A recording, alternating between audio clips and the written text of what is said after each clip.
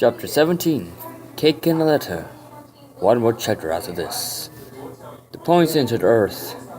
Twilight's horn glowed and teleported them to the mayor's office. Rarity opened the thermos and out came a Daz Flad. He didn't even have a chance to regain his bearings before Applejack gave him a hard bug to the head, knocking him out. The unicorn changed back to normal.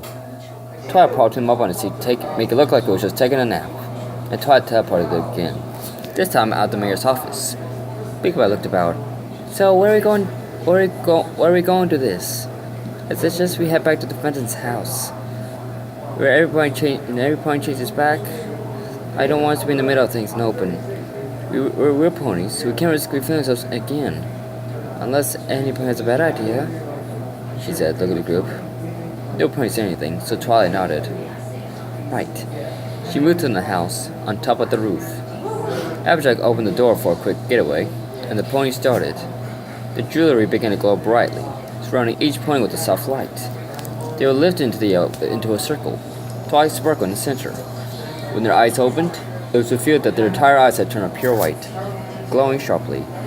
A rainbow shield surrounded them and grew wider and wider. Citizens in the town below gave a startled look to the roof and began to scream and run. But as the shield passed over them, they stopped short. Their eyes went blank. The ponies became mere shadows in the shield as it began to glow so fiercely that onlookers had to shield their eyes. With a rumble, the entire place was engulfed in the light. It lasted for a few seconds before it suddenly faded. Humans stood where their pony self once did, blinking in befuddlement. The ones who had used Adam's army were long gone now. The door that Applejack opened closed shut. It was 9 a.m. in the morning. The Ponyville Hospital was bustling even in the morning. Newsstands declared Blue Blood's capture. Danny was reading Daring Do in the Quest for the Sapphire Statue, a book Rainbow Dash gave him upon hearing how bored the boy was. For a pony who was used to being on the go a lot with hunting ghosts, sitting in the hospital with a wrapped up wing and a bunch of bandages anchoring his side wasn't exactly the most exciting thing ever. But the book captivated him, and he found himself reading every word eagerly of the novel, already deciding that it was his favorite book ever. He was forced to put his book down when the nurse came in and told him he had a visitor. The call was at first annoyed to put down the book, but when the visitor made herself present, he forgot all about Daring Do. Sam made her way into the room. Danny placed the book in the nightstand next to him and looked up at her. Morning, Sam. What's everyone else? They're coming, but I wanted to get here a bit earlier. You see, I kinda need to talk to you about something. The other pony said, her ears phoning back nervously. Danny smiled. Well, happy you're here. What can I do for you, Sam? That was really brave of you to save me from that blast. Even if now you're stuck in a bed, being bored. Danny chuckled. It's not so bad. It was at first, but then Rainbow Dash gave me a get-well gift that was a book. And a pretty good book at that. Anyhow, he awkwardly grinned. Sam giggled.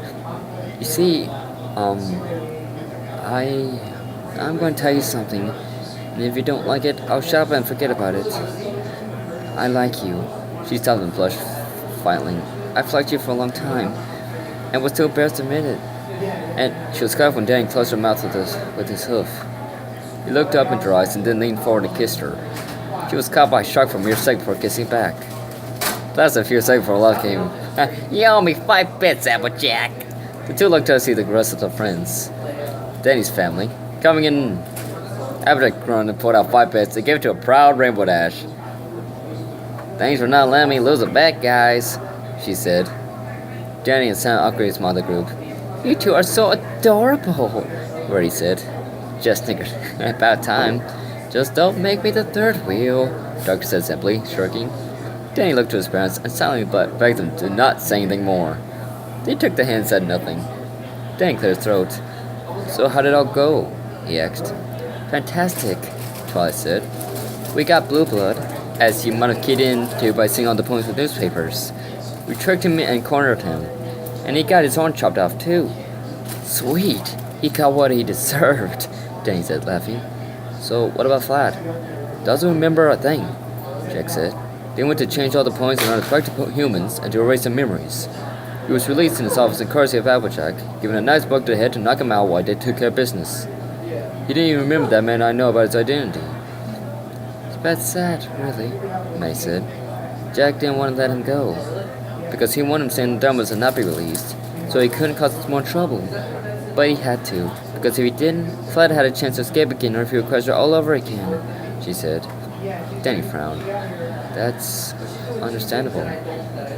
At least you'll be prepared, right? Fluttershy said. Danny grinned at her. You bet. He doesn't stand a chance. Even though I ended up with a broken wing and third-degree burns, I have to admit, that was fun. It was a nice friend with some old best friends and some new best friends, he said. This group, especially Macy's, gave an awe. Every pawn tried to hug him, but when Pink Pie accidentally touched his wing, he gave a grunt of pain, and they backed up. Pink Pie beamed. I was just tagging an IOU hug for Danny in my head, she said. Also, I brought you a cake. She produced a cake from behind her back. From nowhere. I made red velvet with buttercream frosting. Your favorite. Just told me what, so I told the cakes. Who made this get well cake? I hope you enjoy it, she said, placing it before Danny. The boy smiled broadly. This is great. Some boy pull up a tail or some put this on. Cake for every pony. They cut up the cake and distributed it among the visitors. Spike shoved his second piece of cake in his mouth. Man, Danny, you have a great taste in cake. Just as much how delightful it be with gems, he said. I don't think you can share this out with you, Spike. But this is good food, Jess said. Tri-Sparkle opened her bag and pulled out a piece of parchment and ink and a quill. She smiled. How about we write a letter, Spike? Sure. Spike placed down the plate that was covered in only crumbs and grabbed the parchment. Dear Princess Celestia, Twilight began. We spoke a bit too soon with the recent letter, but with teamwork and cooperation, we captured a criminal. Peace has settled once more upon Equestria and Earth for now. But in this adventure, more than one of us has learned a lesson about friendship. Danny continued.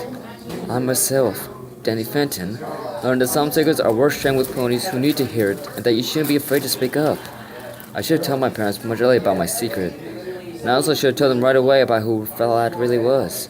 But I now know that some secrets shouldn't be secrets with some people, especially for those who truly care about you. Well spoken, son, Jack said. Now, I, Jack Fenton, also learned. Even in my 40s, I realized there's too much to learn about friendship. I realized that one of my closest friends since being a teenager was really a traitor. It hurt deeply, and it's okay to hurt.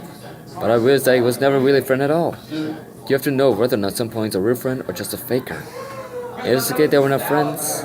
It's okay we're not friends, because I still have other friends with him who are honest and love me for being me, my own fudge-loving and ghost-hunting self. Sam picked it up. And I, Sam Manson, and Danny Fenton, learned that when you might have strong feelings for one another, that perhaps you should share when you feel ready, and that you shouldn't be embarrassed by what everyone else thinks or says. Piggy hopped down. Oh, and I learned that Danny's favorite cake is red velvet with buttercream frosting. Spot looked over and wrote it down. Does anybody else have anything to say? The room was silent, and Spike wrote, Love, your faithful students. Then wrote something in himself. Yes, Spike did not have to learn anything about friendship, because Spike is the best friend of all and I already know of this. And Spike, abstract simply. Spike coughed and was about to cross it out before Dan shook his head. Nah, let him have his fun. It's harmless, he said. Abstract shrugged and said nothing. Spike's eyes lit up and wrote a bit more. Also, Danny's cool with a little fun, so obviously Danny's awesome. Yours truly, Spike.